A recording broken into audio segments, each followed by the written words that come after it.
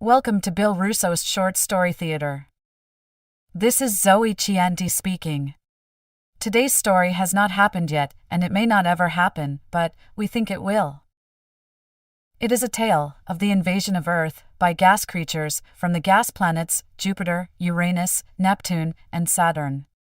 We call that group of gas planets the June's Federation. Before we start today's tale, let's go to the state of Maine and the University of Science, where we will hear from Professor Anton Arbach, who recently revealed the existence of the gas creatures of the June's planets.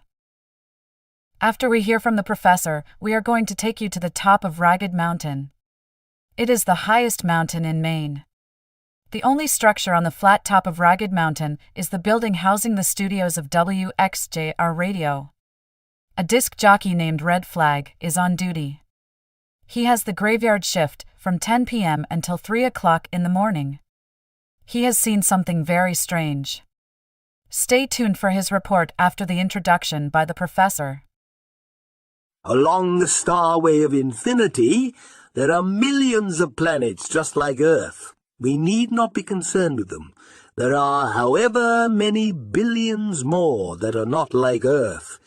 These represent the biggest threat to humankind. A slow-moving, fragile, rudimentary craft from the United States pierced the murky atmosphere of Jupiter on July 4, 2036. Strange cries, shouts, and howls were captured by the ship's aural detectors. The voices, if indeed they were voices, were not made by carbon-based life forms.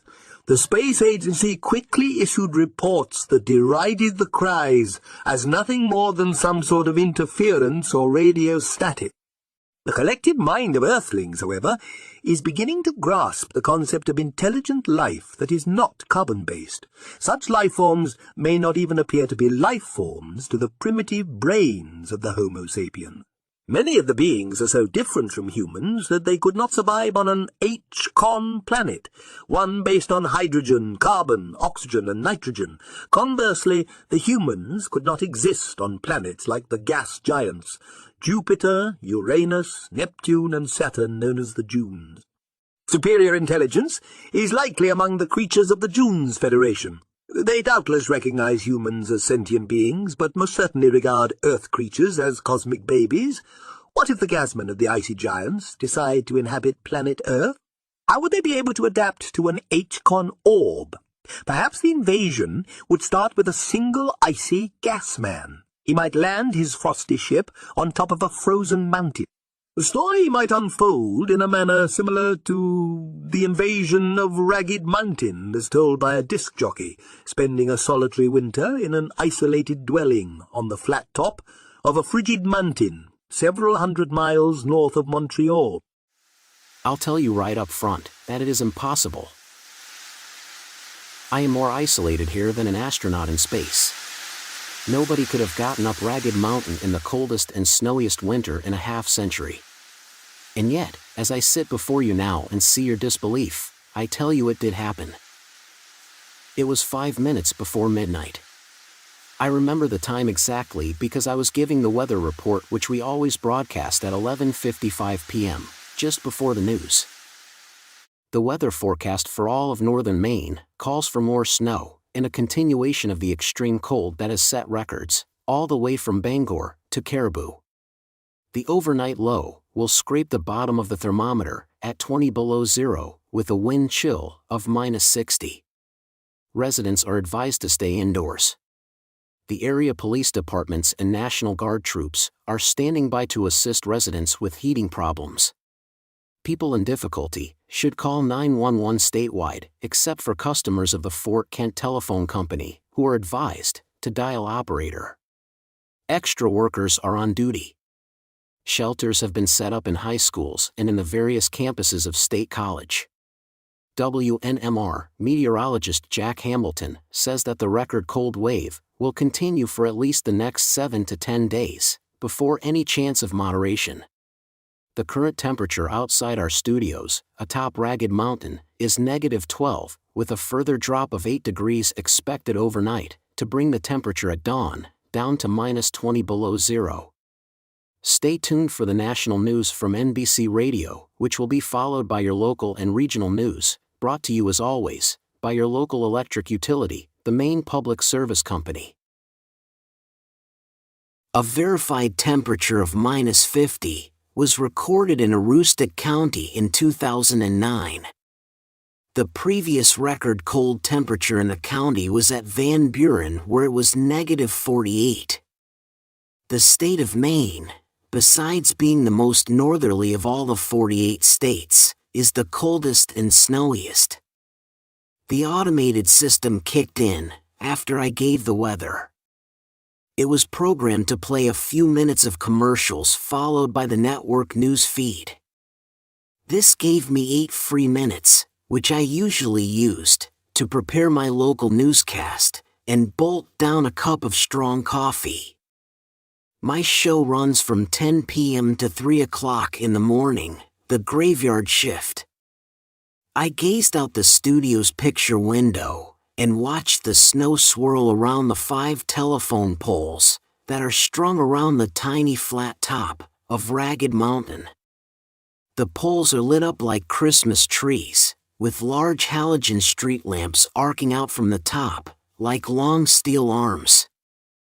Smaller marker lights, behind square protective cases, run down the pole at 2-foot intervals, stopping at a distance of 4 feet from the ground. Each pole is the same. An amber light is first in line, a green light follows, then a red, and finally a blue. The sequence is repeated until the illumination reaches the big light at the top. In winter, I use the markers to gauge the depth of the snow. That night I reported that the snow had just reached the red light, meaning that there were 8 feet of frozen precipitation on the ground. The first telephone pole is just a few feet beyond the studio, which is part of this cabin that also serves as living quarters for the announcer. As you well know, during the winter months no earthly vehicle has the capability of navigating the winding, steep 5-mile road that spirals around Ragged Mountain. Whoever takes the graveyard shift also has to live in the cabin by himself, in isolation for the entire winter. During the day, the radio station operates from studios and offices located in town, but at the start of my shift, the programming switches to here, the site of the transmitter, atop one of the largest mountains in the eastern United States.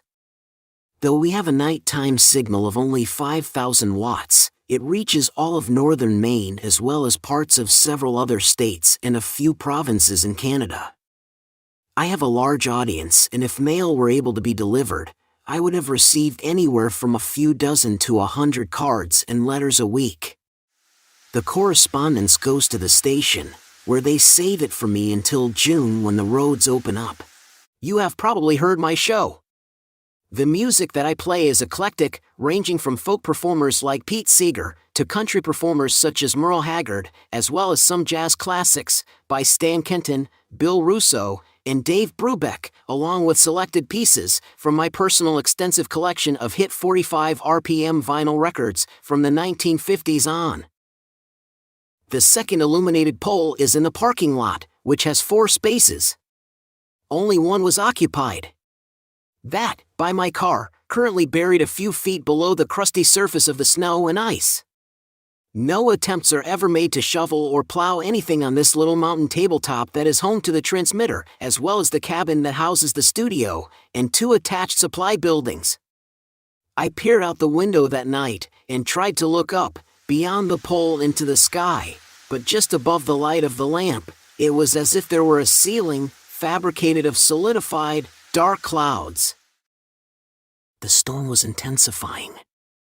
I lost sight of the pole in the parking lot by my car and could barely see the one right next to the window, due to the thick, speeding, wind-blasted snowflakes. I felt a chill, though the room was warm. I started to look away, when unbelievably, I spied something that looked like a shaggy ape, walking towards the window. With vision clouded by a thick wall of driven snow obscuring the light from the halogen lamp, I observed that the thing advancing slowly on top of the frozen snow was huge. When it paused at the illuminated pole just outside the window, its head was well above the blue light on the pole. That marker lamp is up 16 feet. Discounting the snow on the ground, it meant that the creature was probably as high as the basketball hoops in the gym at the University of Maine. In Fort Kent, that's 10 feet. Picking up the telephone to contact the police department, I was midway through punching in the numbers when I realized the phone was dead. I checked my transmitter meters to make sure the radio station was still on the air. It was.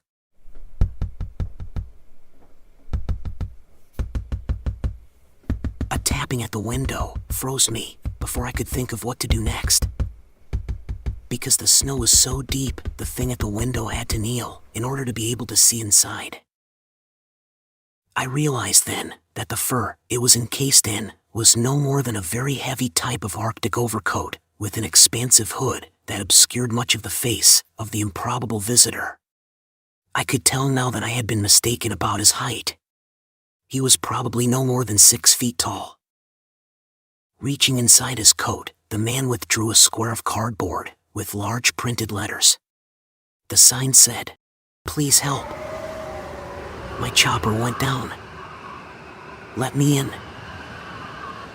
I hadn't heard a helicopter, though with the howl of the wind, it's unlikely that I would have been able to hear one. It's also improbable that a chopper could have safely landed on the mountain during a blizzard. But there he was, outside my window, with his breath coming out in ragged gasps that turned to icy vapor as they hit the glass. What could I do?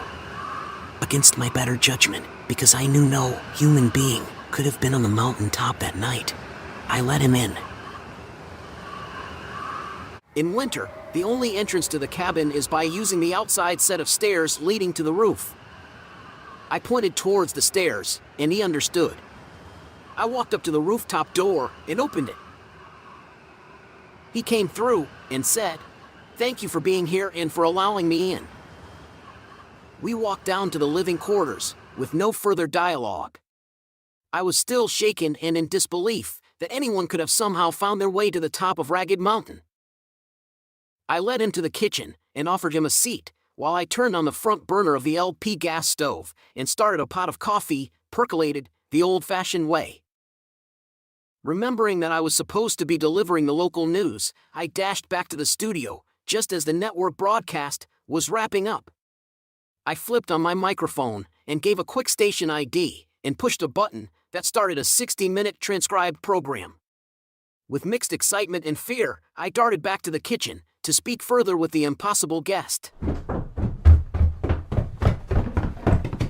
He had taken off his winter coat, gloves, hat, and boots, and was dressed almost the same as me: flannel shirt, jeans, and moccasins. Looking around the room quickly, I thought it odd that I did not see where he had put his heavy coat. As we went in the living room to sit down and talk, I realized I had greatly exaggerated his height. He was actually almost the same as me, about 5'8". That wasn't too unusual, but I found it strange that he had a scar on his chin that was identical to mine. I mentioned it to him. Told him I got mine in a college wrestling match. He remarked that by coincidence, he acquired his in the same way. "Really?" I said. "What school did you go to?" "The same college as you," replied the visitor with a smile that was more a grimace than a grin. He looked at me in disgust, and with no provocation, sprang at me. As he flew towards me, I noticed that his face was identical to mine. The ferocity of his charge knocked me from my chair. Using my wrestling skills acquired in 4 years of high school wrestling, and 4 more at college, I took the attacker to the floor and tried to pin him. With amazing strength and agility, he countered my every move. As we grappled for a while, it became apparent to me that the intruder had skills that were the exact equal of mine. In fact, everything about him was identical to me. "Who are you?" I demanded as he twisted out of the half Nelson that I applied. He stopped for a moment. I too froze in place. We were like statues, with sinewy arms extended, trying to strangle each other. Still motionless, he snarled. I am not you, but in a few seconds I will be you, and you will be a frozen stick in a snowbank. As he spoke, his skin darkened. Millions of hairs began sprouting and spreading, weed-like, over his torso, which was also growing, at the rate of a foot every few seconds. In less than a minute, he had transformed into a 10-foot-tall, hairy, ape creature. The thing advanced towards me. I made a grab for an axe that I used to split wood for the fireplace. The gorilla-like monster tore it from my hands and grasped the end of the handle in one ham-sized paw and the blade in the other. Holding it high above his head like a trophy, he snapped it in two. Fear glued me to the floor. I couldn't run. I stood there waiting for death. The monster tossed the head of the axe away and jammed the handle in his mouth like an oversized cigar. With a loud grinding, he began chewing the wooden end. As easily as a man eating peanuts, he gnawed away at the axe handle. He extracted it from his mouth, revealing a perfectly formed wooden dagger. Lifting his hairy arm above his head, he prepared to plunge the weapon deep into my chest, when a blast of water hit him in the face. The behemoth looked wild-eyed and frightened. With a whimper, as streams of water soaked him, the beast collapsed to the floor. Dozens of tiny jets of tepid water kept drizzling down and whipped the beaten attacker into little more than a soaked rug. Water. The creature had been felled by water, just as gorillas in the wild are said to become immobilized by sudden rain showers and are unable to move, even when being attacked by lions. You might ask me where the water came from. My coffee pot. I had lit the gas stove, as you will remember. I put on the coffee, but then I forgot about it. Shortly after, the water boiled away, and the pot became overheated. The sensors in the cabin's alarm system thought there was a fire. The sprinkler system was activated and poured a rain of terror on the creature. By the time it transformed back into a human shape, I had my revolver trained on it. When it poised to attack me again, I had no choice but to empty my gun into it.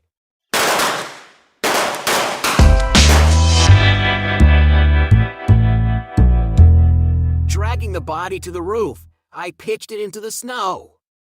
When the phone was back in service, I called the police department, and you said that you would get here as soon as the weather allowed.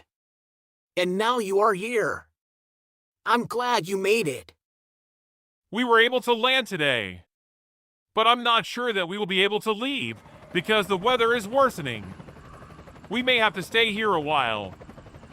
That's the chief of police of the tiny Maine town called St. Ange and the surrounding unincorporated villages. He had arrived in a chopper with the pilot and one of his deputies. While the chief was interviewing me in the radio studio, the pilot Jim Burrows and Jack Daly, the deputy, were in the kitchen having coffee and a sandwich. Almost before they had finished their meal, the chief came bursting into the room.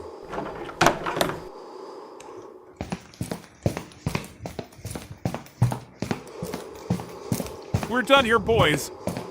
We have to leave now before the weather gets worse. I have finished the investigation. Nothing happened. The isolation of Ragged Mountain made the disc jockey a little crazy. He's seeing things that are not really there. Get in the chopper now. We have to go right away.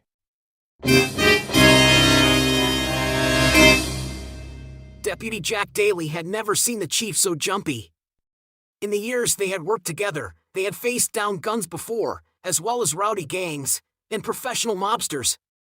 Chief Bert Daigle had never been as flustered as he was right then, after a 10-minute interview with a disc jockey. Come on, Jack. Snap it up. We gotta go. Okay, Bert. I will just be a second. You go on up those stairs, and I will be right behind you in a minute. I'm sorry, but you know I'm on that bladder medicine. I just have to use the bathroom for a few seconds, and then I'll be along. Make it quick. Burroughs is going to start the helicopter right now. I will wait for you at the top of the stairs.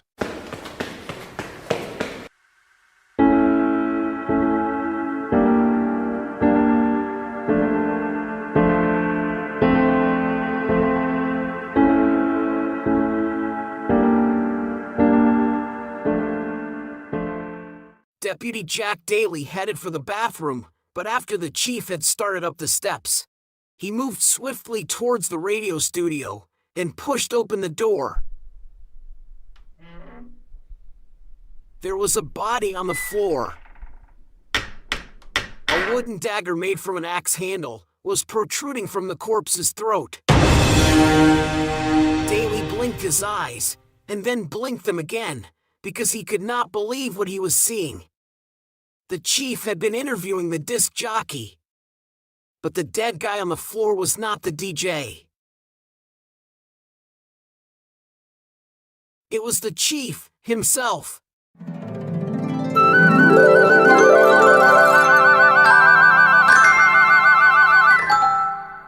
Daly went back to the kitchen and collapsed into a chair. "Jack! Let's go!" came the chief's urgent call, shouted from the top of the stairs. Daly pushed open his heavy coat and drew out his Smith & Wesson Model 35, which had served him well for more than 2 decades on the force. I'm coming, Chief. I am coming. I am coming right now. I'm coming for you. Whoever you are, and whatever you are.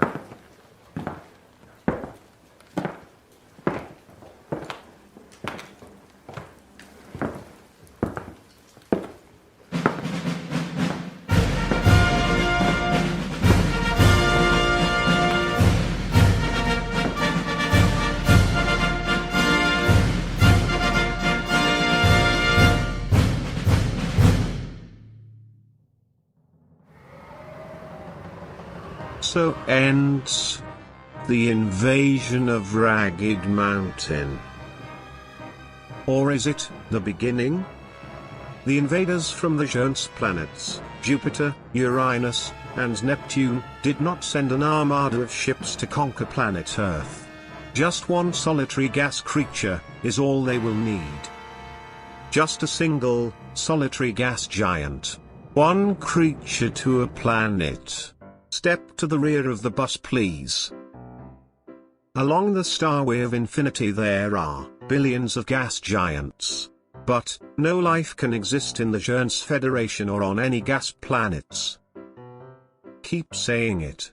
No life can exist on the gas giants. While you say it, keep an eye out for the gas man. This is Basil Nightingale speaking for Short Story Theatre. Today's play was written, produced and directed by Bill Russo, and is a copyrighted feature of our podcast and YouTube channel. Thanks for watching and listening, and please, come back again soon. Won't you?